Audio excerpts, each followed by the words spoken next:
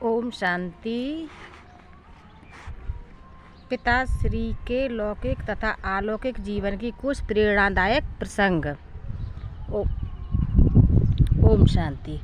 पिताश्री ब्रह्मा, जिन्हें लोग स्नेह से दादा कहते थे और जिनकी अद्भुत जीवन कहानी के कुछ वृत्तांत हम भाग 1 में लिखाए हैं, का वास्तव में सारा ही साकार जीवन एक प्रबल प्रेरणा का स्रोत था।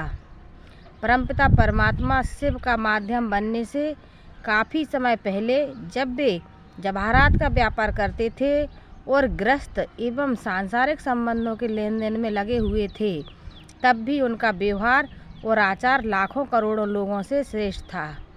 निसंदेह दिव्य साक्षात्कारों तथा परमात्मा शिव के दिव्य प्रवेश के बाद तो उनके विचारों एवं संस्कारों में अनुपम परिवर्तन आया ही, परंतु उससे पहले का उनके भक्ति काल का जीवन भी सामान्य जनों के जीवन से बहुत ही ऊंचा था।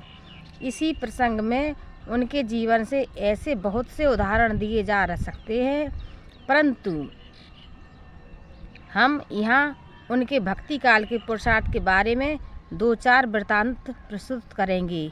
बीके जगदीश भाई।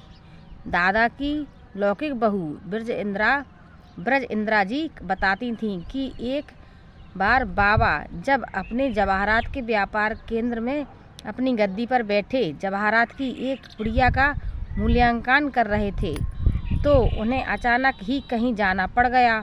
दादा अपनी गद्दी के सामने रखे शीशे के एक बॉक्स पर वह पुड़िया यूं ही खुली छोड़कर अपने व्यापार स्थान से चले गए, क्योंकि उन्हें यह ख्याल था कि कोई चोरी की घटना तो घटेगी नहीं, कारण कि उनकी दुकान पर कार्य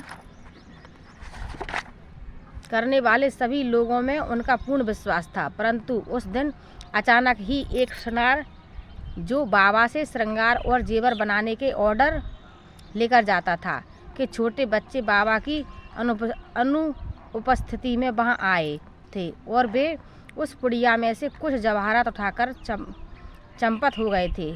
जब बाबा वापस अपनी गद्दी पर लौटे और पुड़िया में पड़े जवाहरात से उनका काम पड़ा तो उनकी पैनी दृष्टि और अचूक स्मृति से यह तुरंत जान लिया कि उनमें से कुछ जवाहरात निकल गए हैं। उन्हें दुकान पर कार्य करने वाले सभी कार्यकर्ताओं में तो पूर्ण विश्वास था ही कि उन्होंने तो ये लिए ही नहीं होंगे, अतः उनमें से तो किसी को भी बाबा ने एक शब्द भी ऐसा नहीं कहा जो उनके विश्वास के भंग होने का सूचक हो। बाबा ने उनसे केवल इतना ही मालूम किया कि उनकी अनुपस्थिति में कौन आया था और कौन उनकी गद्दी वाले कमरे में गया था। जब उनको यह मालूम हो गया कि अमुक सुनार के बच्चे वहां आए थे, तो वे तुरंत ही अपनी गाड़ी में किसी को साथ लेकर उस सुनार के घर पहुँचे। सुनार तो अपनी दुकान पर था और उसका बड़ा बच्चा भी दुकान पर ही था। बाबा ने उसके घर पहुँचते ही सुनार के छोटे बच्चे को बुलावाया और उससे प्यार पुचकार करते हुए कहा, मीठे बच्चे, तुम्हारा बड़ा भाई जो हमारी दुकान पर तुम्हारे साथ आया था, कहता है कि हीरों की पुड़ियों में से जो हीरे तुम दोनों ले आए थे वे दे दो।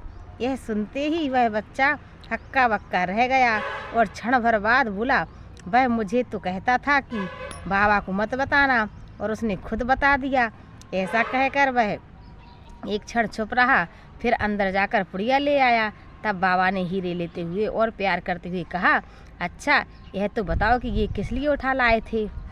उसने भोलेपन से कहा कि हमने सोचा कि इन्हें हलवाई के हवाले कर आज हम अच्छी तरह से मिठाई खाएंगे।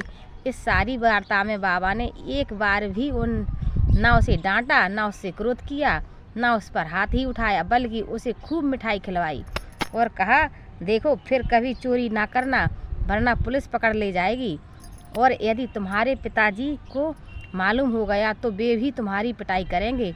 ऐसे अनेक वृत्तांत इस बात को सूचित करते हैं कि शिव बाबा की प्रवेशता से पहले ही बाबा बहुत धीरज और शांति से व्यवहार करते थे। हम शिव बाबा की प्रवेशता के पूर्व काल में बाबा की मानसिक भूमिका की बात कर रहे थे और यह बता रहे थे कि उन दिनों भी बाबा अथवा दादा अपने मन वचन कर्म की शुद्धि पर ध्यान दिया करते थे। एक बार जब इस ईश्वरीय विश्वविद्यालय का मुख्यालय कोटा हाउस में था, तब की मुझे एक बात याद हो आई है। तब बाबा की लौकिक पत्नी जसोदा जी ने मुझे एक बात सुनाई थी। जसोदा जी बोली, एक बार मेरे यहाँ मेरी स्टेप मदर सौतेली माँ आई थी। मैं अंदर थी। बाबा ने मुझे कहा, जसोदा तुम्हारी स्टेप मदर आई है। बाबा के मन में कोई ऐसा भाव नहीं था, पर उनके मुख से अनजाने ही में ये शब्द निकल गए थे। खैर, कुछ समय वहाँ बैठकर जब उसे जाना था तब वह चली गई। रात्रि को जब बाबा घर में आए तब मैंने कहा, बाबा भोजन ले आए? बाबा ने कहा, नहीं। तब मैंने पूछा, क्यों? अब खाने का समय तो हो गया।